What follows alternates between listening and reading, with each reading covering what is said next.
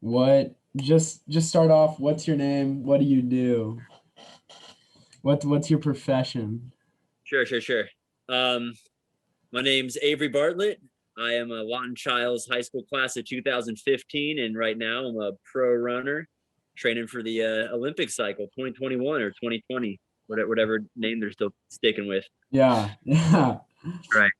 So I'm gonna just ask you a few questions. Some of them are like, runny and like, important, and then other ones are just, some fun stuff. But first question, how do you think Chiles prepared you for running at Georgia Tech as well as Atlanta Track Club? So I don't know if a lot of kids know about the legend of Coach Scott Gowan. He was the track coach and PE coach. I guess his last year was the 2016, I think. So Okay. you definitely know who he is. And if you know anything about him, you know he's a really serious guy. He's the most intense person I've ever met, and probably the only person on this world I'm scared of. And so I would say more so than anybody, he prepared me for not just um, not just running at Georgia Tech, but life in general. Just kind of being ultra disciplined. Being able to show up when it counts, and being kind of really intentional with kind of how you treat yourself, and make every opportunity count. And also just like doing all the little things, like me more than a lot of other my freshman teammates going to Georgia Tech. I kind of knew the drills. I kind of knew like how to recover just because I had been doing it all throughout high school. And so that's a big one right there. And I know the legacy of him lives on because the team's still pretty killer right now. Yeah. And yeah, that was probably the big one right there. Yeah, dope. And at Georgia Tech, what was you ran 800, right? And where That's right. what were the events you ran at Georgia Tech? Yeah. So I ended up specializing in the 800. So I was 5-time All-American there, ACC champ in the 800. Set the indoor school record in the 800. But I still kind of ran a decent 1500, which is like the mile. Yeah. But and I was also a leg on the 4x4, which was tons of fun. I Yeah. ended up second in I was on a team that got second at ACCs, which is up there with the accomplishments that I have. So yeah, definitely mainly a middle distance guy at Georgia Tech. That's dope. That's dope. Uh so yeah, next question. So you said the coach at Chiles was, you kind of answered the my next question was, who do you think most prepared you? But you said Coach Scott. So yeah. Coach Coach Gowan. Gowan. There we go. There we go. Christy, Uh, I'm sure talk a lot about him too. yeah, I'm sure. I'll definitely have to ask. She's definitely talked about him before, Oh saying he yeah. was just intense all the time. Yeah. Next question. Who do you think is the most famous contact in your phone right now? The most famous contact in my phone. Like do we just go by like Instagram numbers?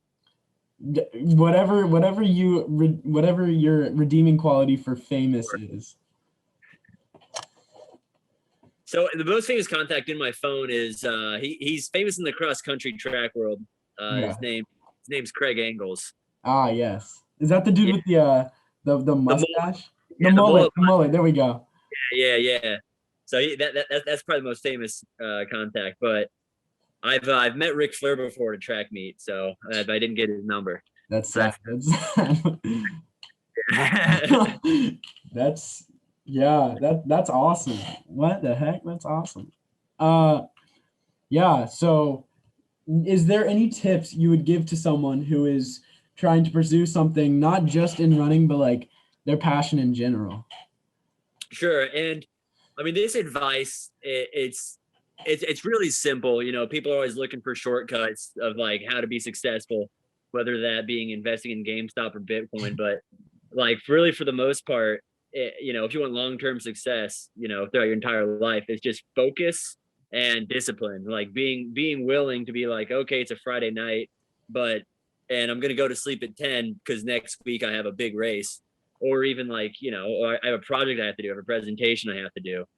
Just being able to just consciously make sacrifices towards whatever goal you want, and be really patient, and just be willing to just kind of eat dirt for a good amount of time, just with whatever that goal is in your mind. And just and then having the balance, so you don't burn yourself out, of course. Yeah.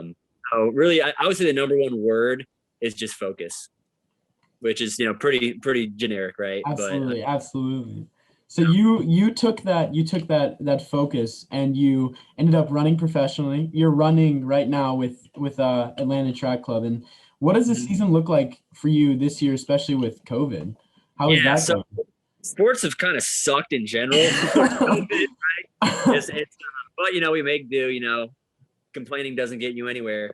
So the season, what it's looking like is, for track, it's, there's really just like one event, especially for pro track. There's just like one event we really think about, and that's the Olympic trials. Okay. And so we can kind of schedule our season kind of any way we want. But right now I'm actually in Florida in a training camp, which, just really getting locked into training and, getting a lot of good shape, just because it's too cold in Atlanta right now. Absolutely. To push yourself the way we want to. And so in about a month, I'll start racing a little bit. And really the only goal is primarily getting a qualifying time for the Olympic trials. Mm-hmm. And then the focus after that is getting the Olympic qualifying time, which is a time that'll put you like top 30 in the world. That's insane. That's your thing. I'm not a runner, but right. that is absolute. That's awesome, man. So then my last question. So I've heard some of the music in the background of your TikTok videos. If you didn't know, he's a big TikTok guy. How many followers is it? A little over 100K. Yeah, so big TikTok guy. TikTok. So, in your personal opinion, who is the better rapper? Now, get ready for this. Tupac Okay. or Kanye West? I'm gonna say Kanye West. Okay. With no hesitation. Okay. Tupac, I'll be honest with you, I haven't really listened to much of his discography or whatever, but I think he's more so famous as a cultural icon, just being a gangster. Mm-hmm. What was he? He was the East Coast, right? He was the West Coast guy. Biggie was the East Coast. Biggie, New York. Yeah, you're right. Yeah. I literally pointed like north, south, east, west. I said east over here. I had the right idea, but I said it wrong. Anyways, so yeah, and I mean, he has some good songs, no doubt. But without doubt, Kanye West, because he's been able to not only deliver some bangers that are some all-time classics, but able to do that over and over and over again over years and years and years and years. And maybe Tupac would have been able to do that if he lived a little longer, but I think he's more so of a cultural icon. Yeah, so I'm glad you answered that question correctly, because this interview might have gone a little different if you had known. But no worry, I'm thoughtful. I'm very thoughtful. Yeah, so those were really the only questions I had. But thank you for hopping on. Thank you for giving me some time out of your busy schedule to sit down and talk. Yeah, sorry I'm late. I just kind of spaced out a little. My bad. You're totally okay. I had a good bit of homework to do as well, so it worked out better. Yeah. Well, thank you, man. Enjoy the great state of Florida. I will. Right now we're in Kissimmee, Florida. It's nothing like Tallahassee. This is Florida. That's the Florida you dream of. That's the Florida you dream of. That's right. Well, yeah. Good luck. Man. Good luck with preparing for the Olympic trials and everything. And it was great talking to you.